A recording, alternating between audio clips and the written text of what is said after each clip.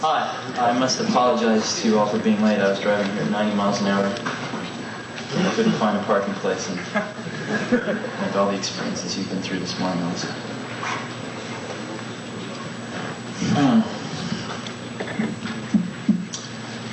Had a photographer from Scientific American that wanted to take some pictures in the last few days.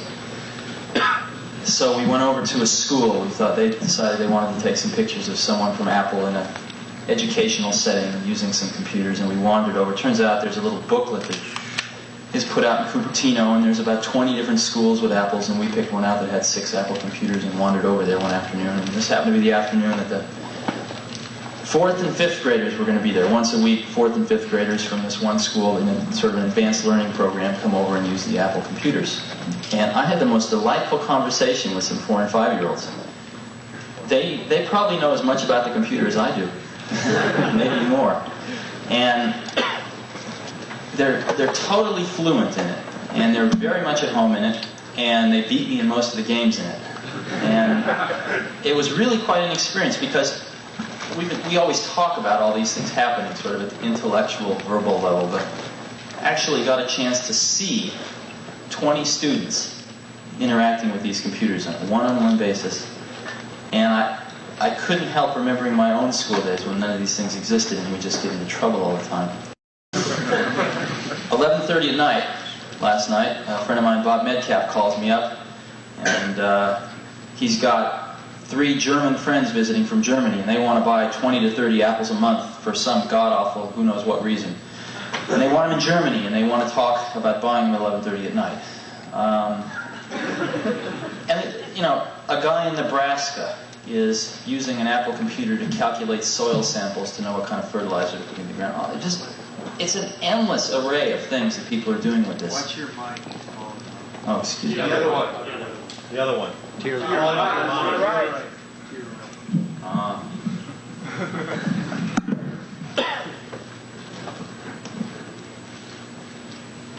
We had absolutely no idea what people were going to do with these things when we started out. Matter of fact, the 2 people it was designed for was Woz and myself, because we couldn't afford to buy a computer kit on the market. So we liberated some parts from Hewlett-Packard and Atari, and worked on a design for about 6 months and decided that we would build our own computer. So we built one, and Woz was up till 4 in the morning for many moons, and we got it working. We showed some of our friends. Immediately, everybody wanted one. And it turned out that it took about 40 hours to build one of these things and about another 20, 30, 40 to debug it. And we had a lot of friends that worked at similar companies who could liberate the parts also. And we found ourselves spending every spare moment of our time helping our friends to build computers. And it was just getting to be a tremendous drain on our lives. So we got the idea one day that we could make a printed circuit board without the parts in it, and sell these blank printed circuit boards to our friends and probably cut the assembly and debug time down to, 5-10 hours. So Woz sold his HP 6 calculator, and I sold my van, and we got $1,300 together, and we paid our friend of ours, who was this PC board layout person, $1,300 to do us a layout, and decided we'd sell printed circuit boards at twice what it cost to build them, and hopefully recoup our calculator and transportation at some later date. So that's what we did, and I was out trying to peddle PC boards one day and walked into a bite shop, the first bite shop in Mountain View, and Paul Terrell, the then owner of the bite shop, said he would like to take 50 of these computers. And I saw dollar signs in front of my eyes. But he had one catch, which was that he wanted them fully assembled and tested, ready to go, which is a new twist. So we spent the next 5 days on the phone to distributors and convinced the electronics parts distributors around here to give us about $10,000 worth of parts on thin air, just on enthusiasm. So we got the parts, and we built 100 computers, and we sold 50 of them for cash, and in 29 days paid off the distributors. And that's how we got started. So we had 50 computers left over. Well, that meant we had to sell them. So then we started worrying about marketing, worrying about distribution, got on the phone to the other computer stores around the country. And gradually the whole thing began to build momentum. And at that point in time, we had some feeling that we were onto something. But the feeling is so different than the experience of actually seeing it happen right now. It's entirely different.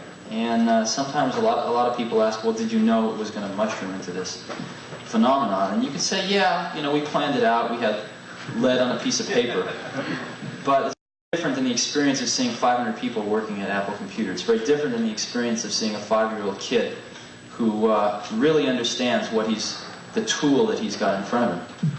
And the best analogy I've ever heard is Scientific American, I think it was, did a study in the early 70s on the efficiency of locomotion. And what they did was for all different species of things on the planet, birds and cats and dogs and fish and man and goats and stuff, they measured how much energy does it take for a goat to get from here to there, right? Kilocalories per kilometer or something, I don't know what they measured it in. And they ranked them, they published a list, and the condor won. The condor took the least amount of energy to get from here to there. And man didn't do so well, came in with a rather unimpressive showing about a third of the way down the list. But fortunately, someone at Scientific American was insightful enough to test man with a bicycle. And man with a bicycle won. Twice as good as the condor, all the way off the list. And what it showed was that man as a tool maker has the ability to make a tool to amplify an inherent ability that he has. And that's exactly what we're doing here. It's exactly what we're doing here. We're not making bicycles to be ridden between Palo Alto and San Francisco. Okay, we're making bicycles. And yes, certain bicycles have certain generic attributes, like in general 10 speeds are better to ride in mountains than 1 speeds and other things like that. But in general, what we're doing is we're building tools that amplify a human ability. Just like you could say that the Industrial Revolution was basically an amplification of a human ability, sweat. Right? We amplified sweat. Fractional horsepower motors, etc., etc. What we're working towards now is the ability to amplify another human ability.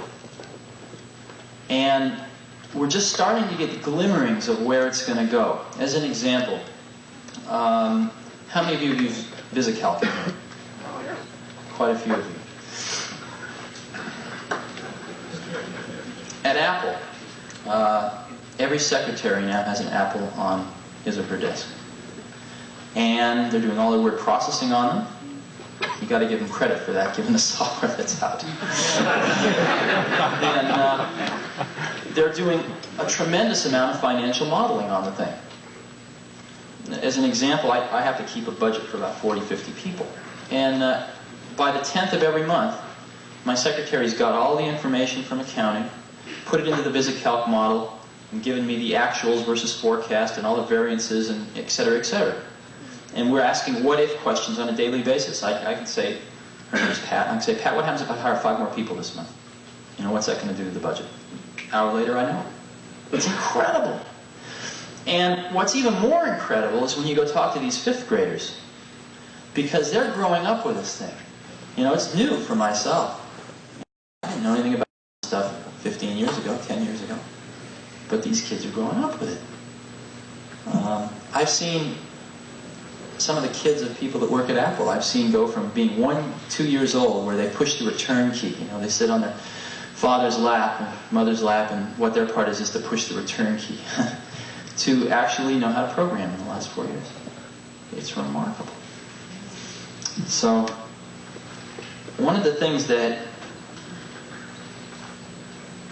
Apple is going to try to do over the next 3 or 4 years is to further that goal. And the key area we're focusing on is the following. Right now, if you buy a computer system and you want to solve one of your problems, we immediately throw a big problem right in the middle of you and your problem, which is learning how to use the computer. Right? Substantial problem to overcome. Once you overcome that, it's a phenomenal tool. But there is a barrier of having to overcome that problem. What we're trying to do, and I think there's a reasonable chance that Apple's going to make a real contribution to solving this problem in the next 36 months, is to remove that barrier so that someone can buy a computer system that knows nothing about it and directly attack their problem without learning how to program the computer. And the reason I think that Apple's got a chance of solving that problem versus a lot of other computer companies that we all know of that are much, much larger than we are now, although we're catching up, is that our whole company, our whole philosophical base, is founded on one principle. And that one principle is that there's something very special and very historically different that takes place when you have one computer and one person. Very different than if you have 10 people in one computer. And let's look at some of the things that our industry has, or our segment of the computer industry has contributed to the computer industry because of that underlying philosophical concept. In general, we were in retail distribution channels 3-4 years before the rest of the computer industry is now waking up to that fact. Why? Because to serve that one-on-one relationship, it was necessary to distribute the products that way. It was necessary to have products priced so that a person one-on-one could afford the computer system, and therefore it was necessary to distribute them through a relatively lower cost distribution channel rather than a direct sales force. Interactive software, interactive video, a computer system that can be sold for a few $1,000s that can actually do some animation, that actually has the video that's so tightly coupled to the rest of the computer that you can do real-time. We've got a DEC 1170 at Apple where the terminals communicate with the 1170 at 9600 bits per second. That can't do anything like VisiCalc can. Okay? This is a $300,000 computer system. And yet my secretary keeps the budgets on an Apple. It's far superior. So, and again, that comes from that one-on-one interaction. And that perspective is what gives us the feeling that we have an opportunity to really contribute to solving that problem. And that's where Apple's going. Now, we're very fortunate because the timing seems to be falling into place. In other words, as we move into the 80s, the amount of computational power, the amount of raw horsepower we can get into a small box for a reasonable price is staggering. Even in the last 3 years, since 4 years since we started, it's increased a few orders of magnitude. And one of the things that people always ask me is, what we've got right now is just fine. VisiCalc runs fast enough. Some of the database stuff runs fast enough. What are we going to do with this extra awesome power? And the answer to that is that we're going to put it into applying, into solving that problem again. In other words, we're going to start chewing up power specifically to help that one-on-one interaction go smoother. And specifically not to actually do the number crunching and the database management and the word processing or whatever. We're actually going to start applying a lot of that power specifically to help us remove that barrier. And so, assuming that we don't get into World War III, and assuming that we're able to continue to recruit outstanding people, it looks like the timing's just right for that to occur. So hopefully, when we have our International Apple Corps meeting, the third, fourth one from now, we'll all be able to talk about how we've solved that problem, because I really think it's going to happen. And I really think it's going to come out of an industry that 4 years ago didn't exist, that 3 years ago everyone said was a flash in the frying pan, and but I think right now a lot of people are starting to wake up. So thank you very much. Sure. There's a lot of stories to go around. How was name developed? Yeah, I knew I wouldn't get away with answering that.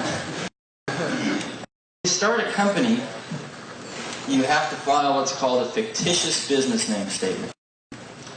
And what that is, the purpose of that statement, which you file with the government, is to simply tell everyone if Apple Computer goes out of business or anything having to do with Apple Computer, these are the individuals behind the corporate name. And as we were relating to this government form, and not knowing it, we thought that was important, so we figured it out. And everyone was saying names to us like Matrix Electronics or all sorts of different names. And we simply decided that we were going to call it Apple Computer. Someone suggested a better name by 5 o'clock that day. And partly because I like apples a lot, and partially things that got us ahead of Atari in the phone book when I used to work at Atari.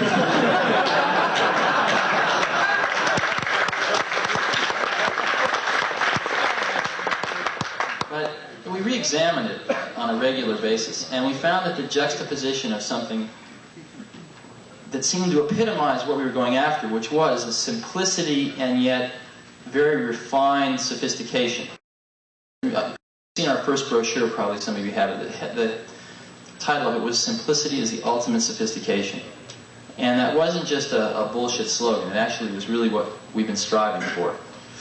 And the apple scene symbolized that. So I think we're going to stick with it. Yeah. Yeah, getting back to what you're talking about your goals, about eliminating this barrier, of this obstacle in the computer there. We're talking about all this basically hardware power that's available inside that little box. What sort of things are you talking about that's going to translate that hardware power, the power that's inside there, into removing the obstacle of what's inside there on a more concrete level? Well, you're asking me to talk about future products, and I don't want to do that. But Hey, philosophically. philosophically,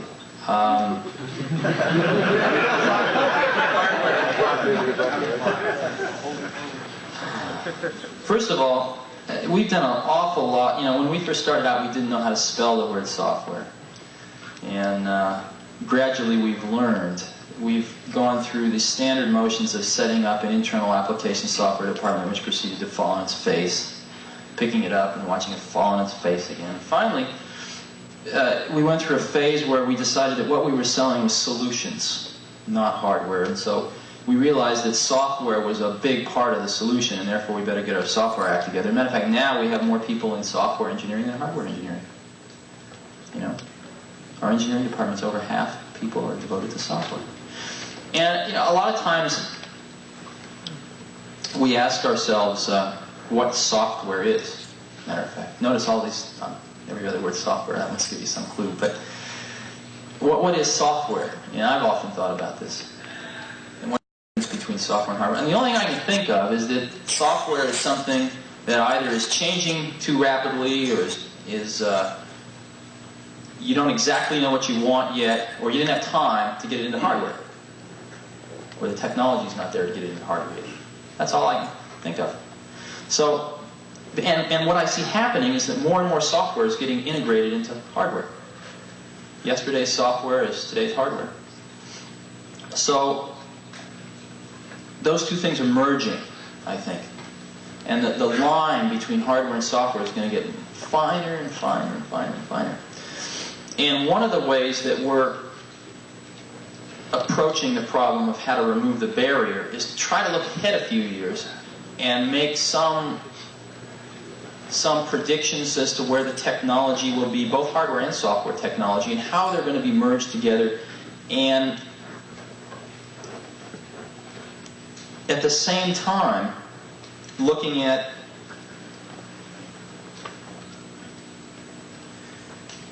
very carefully looking at the kinds of high-level tools that our customers are going to need, and trying to make those two point at the same target.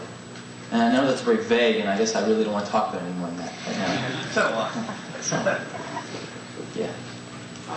There are a lot of us that have bought Apple IIs here, for sure, and that put a tremendous amount of money and effort into using them and planning on using them for many years to come. Sure.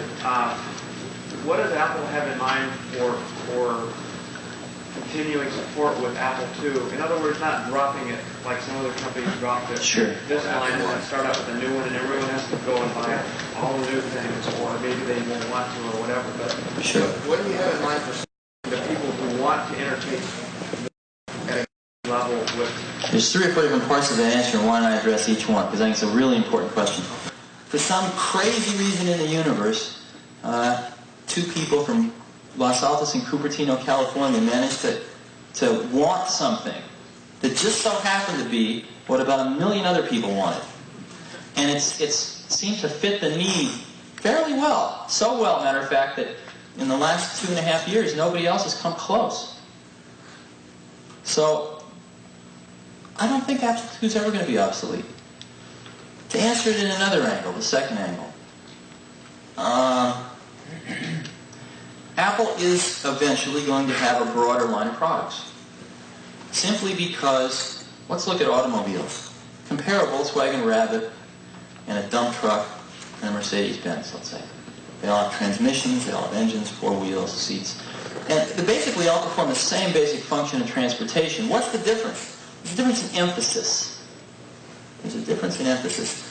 And I think that that's what we're going to look at doing is potentially broadening the product line with computers with a different emphasis, slightly different emphasis than an Apple II. And